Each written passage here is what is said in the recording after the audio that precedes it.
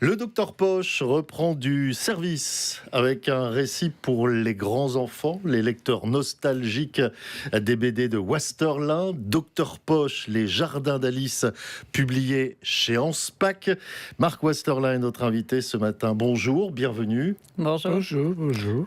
Les jardins d'Alice nous emmènent dans un univers féerique où une poupée vivante au crâne d'abord fracassé et en quête de sa propriétaire britannique, une certaine Alice, croise non seulement la route du docteur Poche, mais aussi celle d'un chat bleu, des fleurs arrosoirs, d'un loup-garou, des sorcières, d'Einstein, un serviteur qui sort d'une pendule, le tout empreint de poésie. C'est l'enfance et l'imaginaire qui s'entrelacent dans cette nouvelle BD, dans ce retour, Marc Westerlin. L'imaginaire et un peu de surréalisme quand même, tout à fait belge. Beaucoup, oui. Et oui, ça fait référence à Alice au Pays des Merveilles. Tout à fait. Et il y a quelques éléments qui y font vraiment penser. Les cartes de cœur, notamment pour le bal de la reine. Oui, mais je me suis attaché à ne pas suivre, je ne fais pas un double d'Alice au Pays des Merveilles. Non, pas du tout. Je me sers un peu de ce prétexte d'histoire pour faire progresser mon personnage magique, qui est le docteur Poche, qui a un manteau rouge, un grand chapeau rouge et une baguette magique. Ça, c'est pratique quand même. Ça lui permet de voler, par exemple, pour franchir les distances. C'est très bien. J'ai essayé, mais ça marche pas. Qu'est-ce qui vous a attiré justement dans cet univers de magie d'Alice au Pays des Merveilles? Qu'est-ce que vous aimez dans cet imaginaire? Le fait de pouvoir voler avec une baguette magique? J'aimerais bien, mais bon, c'est quand même difficile. Oui. Et je ne conseille à personne d'essayer. Il faut la baguette magique, et puis il faut la formule. Le docteur Poche est un magicien plus qu'un médecin, et il voyage dans tout cet univers fantaisiste, féerique, on va dire. Mais c'est le souhait de l'éditeur, Nicolas Anspach, qui voulait retrouver les impressions qu'il avait lui-même éprouvées en lisant les premiers Docteur Poche édités à l'époque dans le journal de Spirou. La première histoire était Il est minuit, Docteur Poche. Lui avait 14 ans. C'est là où il a eu son habit rouge. C'est dans cet album-là. Oui. Il y a une référence dans l'album. Oui. C'est justement ça que l'éditeur voulait essayer de retrouver, ses impressions quand il avait lu pour la première fois. Il avait 14 ans. Bon, et moi, j'étais quand même déjà un dessinateur qui avait fait son école auprès du créateur des Schtroumpfs, Peyo. Donc j'avais travaillé quelques années là. C'était une façon à l'époque d'apprendre le métier. Alors que maintenant, il existe des cours de bande dessinée, voire même de manga dans certaines institutions. À l'époque, c'était une façon d'apprendre, c'était de travailler avec un professionnel. Et pour moi, ça a été Peyo. Et je m'en félicite encore aujourd'hui. J'ai lu quelque part, et dites-moi si je me trompe, que ce personnage est né dans votre maison familiale. Est-ce qu'il est né de souvenirs d'enfance ou d'une ambiance particulière? Une ambiance, un monde, si on a l'ambition de le raconter, on se le crée d'abord, mais peut-être des dispositions. Je me souviens qu'enfant, avec ma sœur, on s'asseyait sur l'appui de fenêtre de la chambre à l'étage, car à côté, il y avait un cinéma, à côté de chez nous. Et donc, on écoutait les scènes, les bruits qui nous parvenaient, on essayait de deviner la scène. Bon, pour un film, un western par exemple, on entendait quelques coups de feu, mais on ne savait pas qui était mort. Ah oui, bien sûr, oui. Et donc, je crois que ça éduque un peu l'imagination.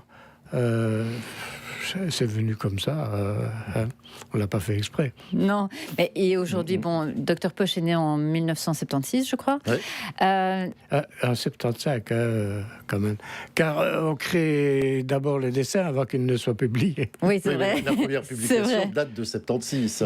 Oui, c'est vrai. C'est l'album du 50e anniversaire. Qu'est-ce Bien que sûr. qu'est-ce qui a changé Il y a depuis 50 ans. Hein. Ouais, Oui, mais oui. C'est pas d'hier. Et quand vous regardez en arrière, comment vous le voyez, son évolution à Dr Posh? Ben, il a eu quelques arrêts parce que je me suis permis de proposer et d'inventer d'autres personnages comme Jeannette Pointu par exemple, mais aussi Gilles Georges qui était une création pour les éditions Bayard à Paris, le journal Okapi. Il y a eu Ratapoil, un petit chien qui jouait au football, c'était des gags. Et ainsi de suite. Une imagination débordante, dit-on de moi. Mais je n'aimerais pas être cantonné à un seul personnage toute ma vie. Non, bien sûr. Il faut en profiter quand même. Mais, donc, il y a eu quelques arrêts.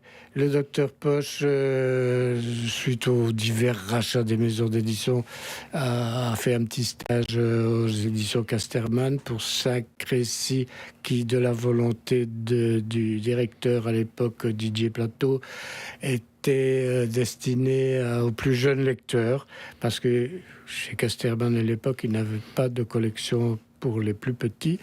Et ça a été le Docteur Posh, la petite poule de Pâques, Docteur Poch et le Père Noël, les nains de jardin, les coccinelles de Lieve is bestjes en flamand, Ouais. car c'était traduit aussi. Hein.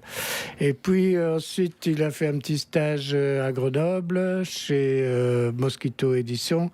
Et là, il y a eu 2 belles histoires, Retour sur la planète des chats et Le royaume des chats. C'était les avant-dernières apparitions du Docteur Posh que Nicolas Anspach a pu faire ressurgir à l'heure actuelle avec cet album, Les Jardins d'Alice. Hmm. Et est-ce que le Dr Posh a encore beaucoup de voyages à faire? Oui, parce qu'il m'a déjà posé la question, l'éditeur. Est-ce que tu envisagerais, non pas une suite, c'est pas... mais on a parlé du domestique qui vit dans Dans la pendule, dans la l'horloge. pendule, oui. Eh bien, on saura alors dans ce nouvel opuscule à paraître ce que cache cette armoire qui est en fait c'est pas une armoire, hein, c'est une horloge. C'est une Oui, horloge. une horloge, oui. Et c'est en fait un ascenseur. Donc, il y a quelque chose en dessous de la Donc, maison Il y a des à indices. découvrir. Ah, il y a des indices dans Mais cet album. j'en dirai pas plus. Hein. Ah. Bon, et bien écoutez, en Alors, attendant, on peut À toujours... qui il s'adresse? Je disais les nostalgiques. Est-ce que vous essayez d'avoir les enfants aussi? Parce qu'il y a quand même... Il y a quand même une petite logique et surtout à la fin, le mal n'est jamais très loin ou pas très loin du bien. Voilà, et puis on devient grand. Enfin, je veux rien dévoiler, mais il y a quand même aussi Si, on quelque peut chose en derrière. parler parce que il va pouvoir rapporter la poupée perdue et cassée Mhm. à sa propriétaire, qui s'avère être Alice, Hmm. qui possède quelques beaux jardins. Mais cette Alice est un peu spéciale. Elle s'est créée un peu son avatar, son sosie. Elle lui ressemble tout à fait, sauf qu'elle porte une robe noire. Et le docteur Posh, qui les confond un peu toutes les deux, lui demande pourquoi. Et Alice va lui expliquer que ces mauvaises idées, ces mauvaises actions, eh bien, c'est pas elle la responsable, c'est l'autre. Ouais. C'est pratique qui lui dit c'est jamais c'est jamais vous la coupable, c'est votre création, votre sosie. Et donc j'avais déjà il y a longtemps, à mes débuts, là c'était aux éditions du Laubert, dans le journal Tintin, j'avais créé un personnage qui s'appelait Monsieur Bonhomme, qui était un musicien des rues qui jouait du violon au coin des rues, on lui jetait la pièce sur le trottoir, et il visite une attraction qu'on appelait le le palais des glaces, c'est-à-dire des glaces déformantes. Et ça faisait rire les gens qui visitaient ces glaces. Et sortant d'une des glaces, son double apparaît et lui reproche d'être un pauvre malheureux qui ne réussira jamais dans la vie, etc. Tandis que lui, il est riche et tout. Ils se ressemblent tous les deux, c'est le même principe. Et évidemment, pour s'enrichir, il a un bon truc, c'est qu'il est un peu le passe-muraille. Donc je suppose qu'il va se servir dans les banques et autres coffres-forts. Et le musicien, Monsieur Bonhomme, comprend vite que pour s'en débarrasser, eh bien, ça va être un duel à mort, presque, pratiquement, jusqu'à ce qu'il ne disparaisse ou se brise comme une glace qu'on laisse tomber à terre.